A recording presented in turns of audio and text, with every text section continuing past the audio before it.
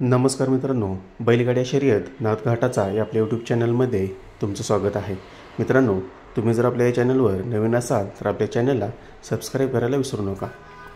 सप्तहिंद केसरी बकासूरच्या दावणीला आत्ताच एक नवीन खरेदी झालेली आहे, ते तुम्ही मित्रांनो पाहिलेलं आहे।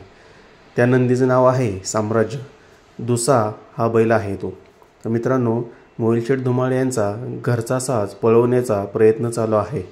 त्या अनुषंगाने त्यांनी या नंदीची खरेदी केलेली आहे। वैभव साळुंखेंच्या सांगण्यानुसार बकासूरला आता 7 ते 8 दिवसाचा गॅप पडलेला आहे। त्या गॅपमध्ये ते साम्राज्यबरोबर बकासूरचे फेरे काढणार आहेत।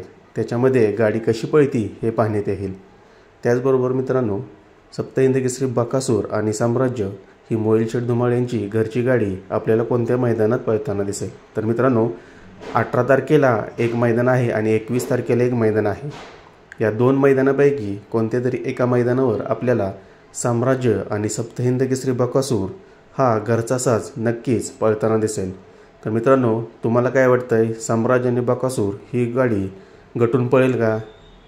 आम्हाला कमेंट करून नक्की कळवा। धन्यवाद। आणि आपला चॅनल बैलगाड्या शर्यत नाथघाटाचा सबस्क्राईब करायला विसरू नका। धन्यवाद।